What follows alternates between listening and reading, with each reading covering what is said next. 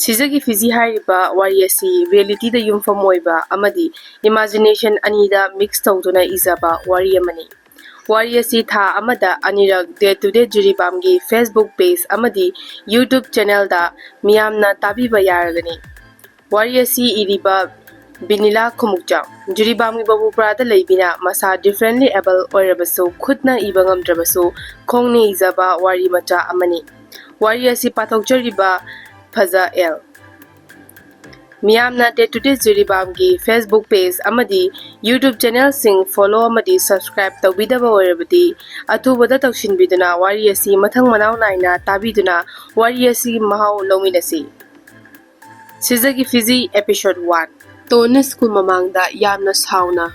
lepaga leiringaida thoibisu hobe tawraga lakpada tona sauna yengnamiba mitengduda asumna hairei thoibina thoibi Ima kari meeting no kibu kijaine hingchabe mali magi meeting do tonna sauna adu thengai do kai gino aina ngasai de ngai se phagiraba moi ani na kanna khadari ngai da gari ma thausilai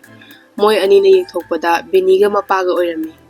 bini na gari de kumtharakpaga thoibi na laaga bini gi makut sammaga changminai aduga tonna mu bini da onsilaga asumna hairei ton noibani thenga lai se kai gino noibani se manaraga thenga lai oirami ne Thoibina mo hoi sakta da nusidaba adugi hongnaraga thengna laksi na laini kaino natra bini mani yare noi ani changa si thenge moi ani dusu hoi hairaga punna changminna khre mathangya yogni bini gi mayumda bini gi mamana machanupi hodokpa changai mamana machanupi da asumna hairai leima icha thoibi hogolo mamana thabak chatringai da nang lushan biramage bini hoi mama Bini gi machin manaw ani sui mabung amaga maga khakta pokjai mapa amadi mama Imphal da business chawna tawi adugi matik maming lekhalagliba company amani mapa na machanupi bu adugi matik luna tawjai amadi machin manaw gi awatpa ama phau lehende mapa macha koina de mahausana dongdong ngangali wa lona de adubu bini di pokpada doctor na soibadagi mimana de mahak makhunna pochai paijaba ngamde lairigi ba chaba thakpa makhongna loina tawjai aduga mabungna chennai da lairik tammi bini class 12 thagadori bi nupi macha amani bini gi mama leimana macha nupi pija pithak loiramlaga mapuroi basana han ga loina na company yengsinba chatminarami somdana muk tonna thoibi da call tawi ton hello nupi haing school laoidro thoibi Kaino mingdo chumchumna karo yadro ton narai bok pharabani aina nupi ko bini do thoibi adui de isu thabi khara haina kauni ton hoi se fare haying school la o haige tawbani thoibi hoi lakke asumna phone thamna khre ton gi yumdani mabok masu khakta tarak leijaba yumni mabok na chempak suraga imunggi awat apamene adumak ton chu mabok ki awaba khangmanina fi sana Lairik su tamna honajai mahosana ton se nupagi mawngda legali chatpa khotpa ngangba loina nupane ya changlakpagi matamni thoibi phamungda fammaga wakhan amada ungi pass kola malai thoibi na yengubada mangal gi orami paikhalaga thoibi hello mangalna kaidawrige thoibi tamochogi kola pangairami bani Mangal pharese lai tung hak patho ai line da leige thoibi hoi ta mocha present da muk lakle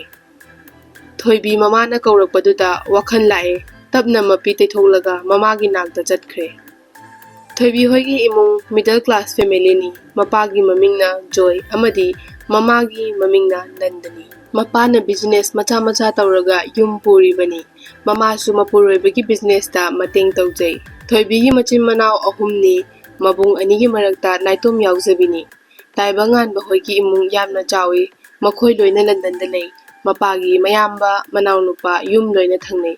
sumang yamna pai thabal chongba yani London da khwaidagi paisa paibada top manga gi manungda lukhoi hoigi machin manaw na ani subada leiri lukhoi amadi makhoi chahi manga gi mamangdagi London da family business tawraga leirakpani mapuna tawrambadagi mapaga mapachauga amadi magi pabung chagana amuk makhatana purakpani haujikti mapagi mahut sinduna taibangan ba machin manauna tapna thabak yengsinba haurai nonganbaga magi thabak taunaba honari yumda lairiba sing adu makhol ama tarai machin manaw marigi rumdagi alarm clock ayuki pung 3 tabagi sanangan ba hana haugalai aduga machin manaw 3 bu haudopirai sanangan bana nganba nawa tomba hagolo nganba hoi ambung chau tanja du da moigi room da boy changa aga thongnawi curtain do hatu hangdoga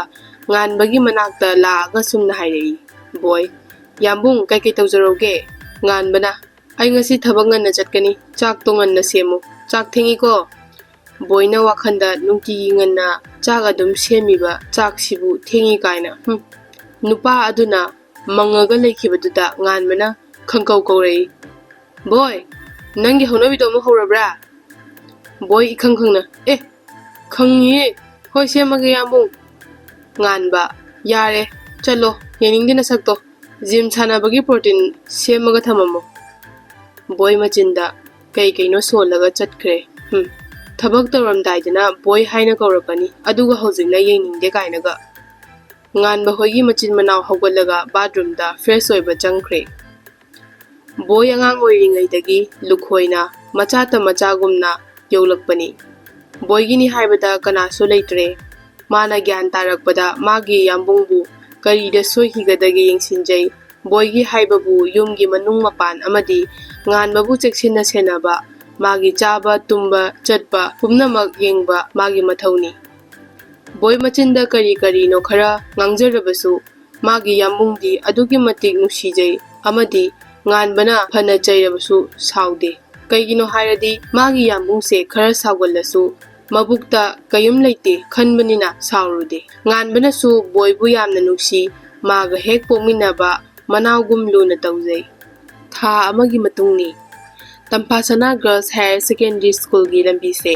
mahausana mi khara chilli office matamga oibaga nonga tabaga nupi ani du satin amakhaktu da chanwoi chandaboi tuppi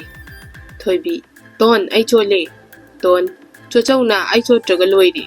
thoibi masigi mabukse kayam phatri no yengoi bo ai khudombi sina thinjallaga amuktang yengningreda ton chaloi swaida nangi khudombi sakta duga hingjabi gi male khudombi do thoibi nupi hingjabi gi khut manbasina ne hayeng aina doctor oiraga nangi na cha do aina pokpi doini khangidana you understand asum nangang ringaida kadom daino khangdaba bike aduna thoibi da thengjinge tauna thojillai khanghodana nupi ani adu laimai ta tukre makata ba wari ki tamak mathangge episode da muk thengnarasi ngasi gi oinadi matang asina loishinjare pumna makpu thagachari